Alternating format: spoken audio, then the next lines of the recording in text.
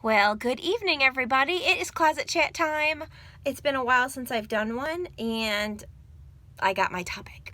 So I don't know if I was dreaming, or if it was like God's way of turning my light bulb on during the night and giving me something that I literally sat and like contemplated about.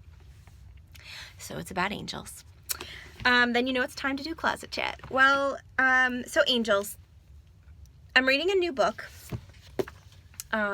The Lamb's Supper by Scott Hahn, which is about Mass and how Mass is like heaven on earth. Such a cool idea.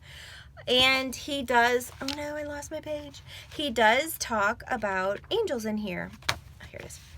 And one of the things I guess I really didn't fully grasp, I knew Satan was one of God's angels that revolted against him and didn't want to serve God. But what I didn't really understand fully is that God gave all angels a free choice.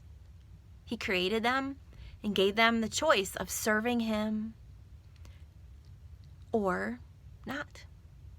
And of course, he wrote this book references the book of Revelations, but basically, Satan decided he was not going to serve God. And he took 1/3 of the other angels with him to revolt. And the angel Michael, which is referenced, like the only angel I know of that's referenced in the Bible,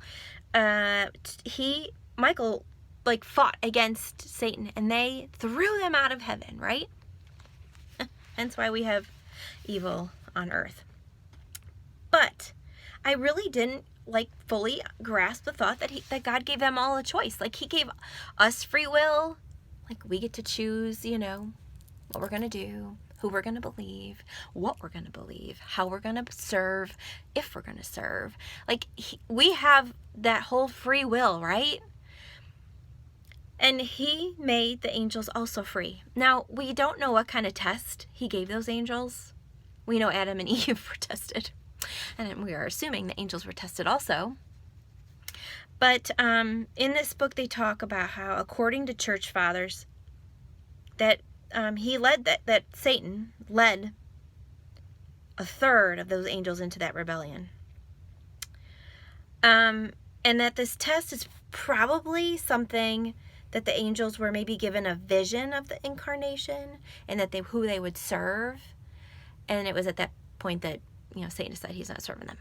So I thought that was interesting.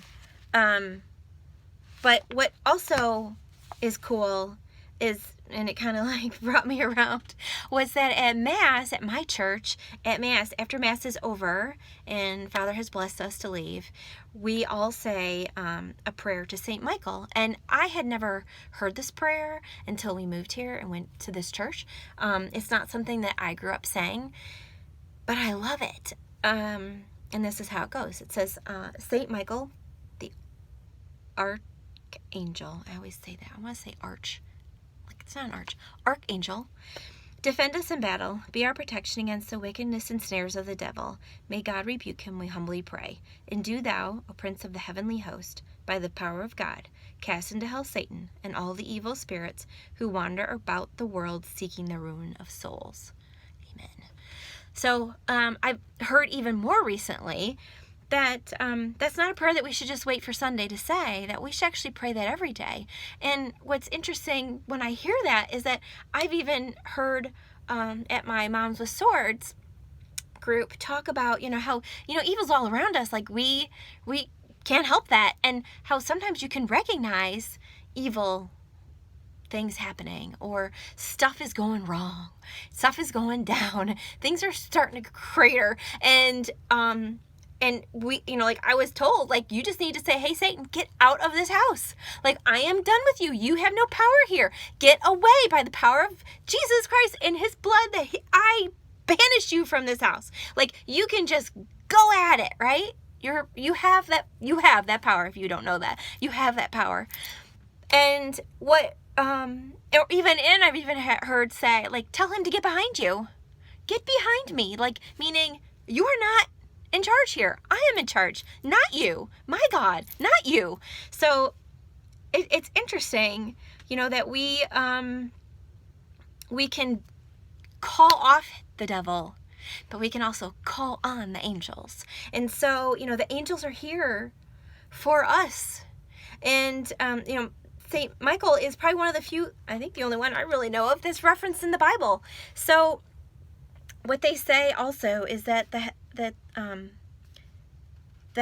angels populate heaven densely. And there's a word, I wish I could think of the word right now. It was in my Bethel study, where it's like the battalion or something they call it, where it's like hundreds and hundreds of thousands of angels that Jesus could call on for help. And even when Satan was tempting him, he had that power to call them on. We can call on angels, and we can ask for them to help us. And what they said in here also was that chapters 2 and 3 of Revelation, they say, make it clear that each particular church has a guardian angel. And that's a prayer that I think I've posted recently too. Angel of God, my guardian dear, to whom his love commits me here, ever this day be at my side, to light and guard, to rule and guide.